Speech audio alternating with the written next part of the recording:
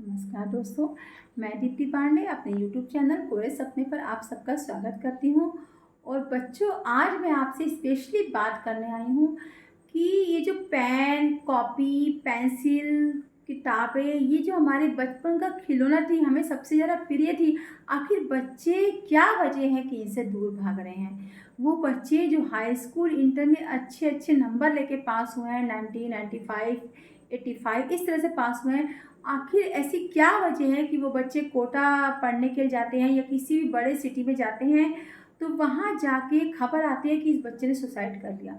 2 साल नीट की तैयारी करी, बच्चे में डिप्रेशन आ गया, बच्चा छत से कूद गया। आखिर ऐसी घटनाओं पे लगाम क्यों नहीं लग रही? ये घटनाएँ क्यों रोज़ दोहराई ही जा रही हैं, खत्म होने का नाम ही नहीं ले रही? आखिर बच्चे पढ़ाई को बोझ क्यों समझ रहे हैं? जो बच्चा बचपन से इतना तेज़ था, आखिर 6 महीने में, साल भर में, 2 साल में उसके साथ आखिर ऐसा क्या हुआ कि उसे एक गलत रास्ता इख्तियार करना पड़ा? सरकार को भी इस ओर ध्यान देना चाहिए। ये मामला है, कुछ दिन अखबारों में रहेगा, माँ-बाप रोएँगे, बस इसी पे सरकार भी चुप हो जाती है, जबकि सरकारों को वहाँ जाके कोचिंग पर भी नकेल कसनी होगी। आखिर कोचिंग में ऐसा क्या हो रहा है कि बच्चे डिप्रेशन के शिकार हो रहे हैं?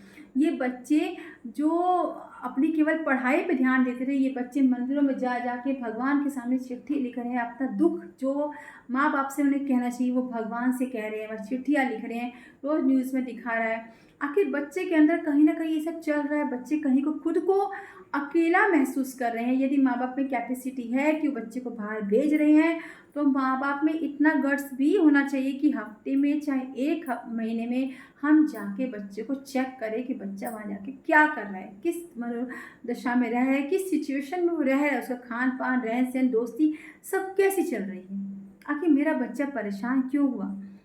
आखिर 1 साल नीट की तैयारी में, नीट में इतने बच्चे एग्ज़ाम, लाखों बच्चे एग्ज़ाम देते हैं, रिज़ल्ट आता है कुछ ही हज़ार बच्चों, कुछ ही बच्चे पास होते हैं।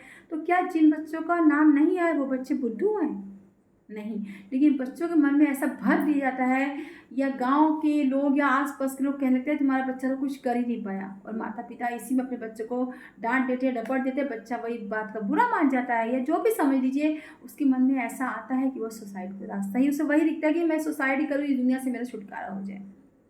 लेकिन आपने कभी ये सोचा है कि जो बच्चा इतने लाड-प्यार से पला, जो एक खरोच आने पर उसके माता-पिता उसे गोदी में पकड़ लेते थे, आज वही बच्चा जब मौत को गले लगा रहा है, तो उसे कितना कष्ट हो रहा होगा, फांसी लगाने में कितना उसे कष्ट हो रहा होगा, छत से कूदने में उसे कितना कष्ट हो रहा होगा। ये कभी आप महसूस करके देखिए, दिल छलनी हो जाएगा सोचकर। मैं खुद एक माँ हूँ, मेरे भी बच्चे हैं, मेरे बच्चे भी पढ़ने गए हैं, लेकिन ये सब बातें सोचकर कभी-कभी सच में रोना आ जाता है कि आखिर ऐसा क्यों हो रहा है? आखिर ये सिचुएशन क्रिएट क्यों हो रही है?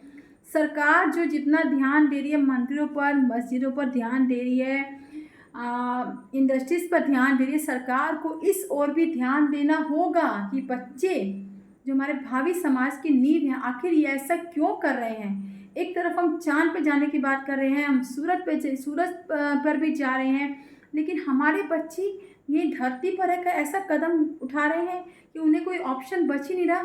तो सरकार को इन कोचिंगों पर भी नकेल कसनी होगी। क्या जो बच्चे यहाँ से हाई स्कूल इंटर करके गए हैं वो टीचर अच्छे नहीं हैं? अगर हम कोचिंगें बंद हो जाएँ तो बच्चे अपने घर रहकर भी पहले के टीचरों से भी या ऑनलाइन भी मोबाइल के ज़रिए भी बच्चे ट्यूशन करके नीट की तैयारी कर सकते हैं। लेकिन देखा-देखी, एक जा रहा है तो मैं भी जाऊँगा, मैं क्यों उससे पीछे रहूँ? मेरा बच्चा क्यों उससे पीछे रहे? एक होड़ सी लगी है कि हमारे बच्चे वो जाए तो हम भी जाएँ। पहले ऐसा था कि गाँव में बच्चे जब शहर जाते थे तो थोड़ा बहुत बच्चे में ऐसा जनरेशन गैप होता था, थोड़ा-सा होता था कि हम गाँव के हैं, वो शहर के बच्चे हैं, थोड़ा बच्चे कहीं थोड़ा कभी-कभी उल्लू बन जाते थे, लेकिन अब ऐसा नहीं है। आजकल मोबाइल है, सोशल मीडिया है, इसके फ़ायदे भी हैं तो इसके नुकसान भी हैं। तो इसके फ़ायदा ये है कि बच्चे इसके ज़रिए, गरीब बच्चे भी थोड़े पैसे खर्च करके बढ़िया-बढ़िया ट्यूशन से बढ़िया-बढ़िया टीचरों से कोचिंग ले रहे हैं, पढ़ रहे हैं, और अब वो किसी से अपने को कमतर नहीं समझ रहे। वो अगर यदि शहर में जाते हैं तो किसी भी मामले में शहर के बच्चों से वो दब्बू नहीं है, बल्कि उनसे स्ट्रॉन्ग ही है। बल्कि शहर के बच्चे जो एसी में पले-पले वो नाज़ुक बच्चे होते हैं, बल्कि ये बच्चे जब वहाँ जाते हैं तो ये अपना झंडा पहले गाड़ देते हैं, क्योंकि ये हर तरह से मजबूत हैं। रहन में सहन में ये ट्यूबलाइट से नहीं पढ़े हैं, ये बच्चे लैंप से पढ़े हैं। ये बच्चे एसी में नहीं रहे हैं, ये बच्चे सिंपल पंखे की हवा में रहे हैं। सिंपल नीम के पेड़ की हवा में कुछ बच्चे पले, ये बच्चे झोपड़ी में भी रहे हैं। तो ये बच्चे किसी से कम नहीं हैं। लेकिन फिर भी यदि बच्चे ऐसा कदम उठा रहे हैं तो सोचिए, ये बहुत बड़ी बात है, बहुत चिंता का विषय है कि हमारे बच्चे ऐसा ही क्यों कर रहे हैं। मेरी सरकार से भी रिक्वेस्ट है, माता पिता से भी रिक्वेस्ट है, यदि बच्चे को आपने भेजा है तो इतनी आपकी क्षमता है कि आप भेज सकते हैं रुपया पैसा ज़मीन बेच कर, तो आपकी ये भी क्षमता होनी चाहिए कि हर महीने बच्चे के यहाँ जाएं, उसको देखिए, उसको चेक करें, उसके मनोभाव को समझें। तुम्हें यहाँ क्या प्रॉब्लम, यदि आपको लग रहा है बच्चा कह रहा है कि पापा मेरी समझ में नहीं आ रहा, मैं ये गेट नहीं कर पा रहा, तो बच्चे को घर ले जाए। कोई दूसरी आजकल तो बहुत स्कोप है, केवल डॉक्टरी इंजीनियरिंग ही आजकल स्कोप नहीं, आजकल तो बच्चे पास इतने स्कोप है कि सोशल साइट्स में, मोबाइल में, और भी बहुत सारे स्कोप है। एमबीए है, कोई ज़रूरी है आपका बच्चा डॉक्टर ही करेगा, उसे दूसरी लाइन में डालिए, कॉमर्स दिलवाइए।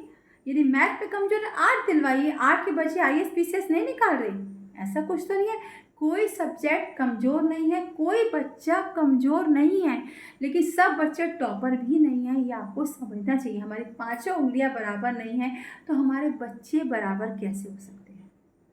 कुछ बच्चे 100% वाले हैं, तो कुछ बच्चे उससे नीचे भी हो सकते हैं।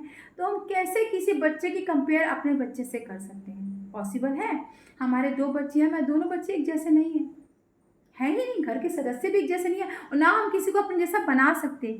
तो मेरी हर माताओं से भी यही रिक्वेस्ट है कि बच्चे जब तक आपके पास है उसको पर्याप्त समय दें। यदि आप पढ़ाने के काबिल हैं तो अपने बच्चे को खुद से पढ़ाएं, ट्यूशन पर डिपेंड ना करें।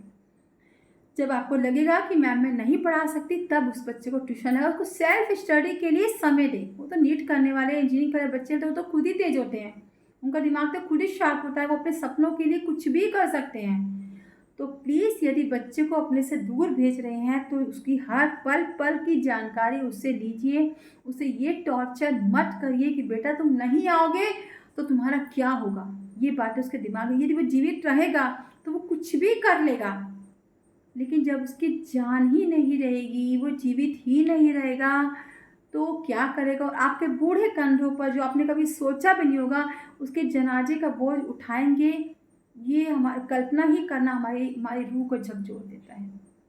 तो कृपया मेरा आप सबसे निवेदन है कि इन कोचिंग संस्थानों पर खास तौर से रोक लगाई जाए। यदि इन पर रोक लग जाएगी तो सारे बच्चे एक कैटेगरी के हो जाएंगे।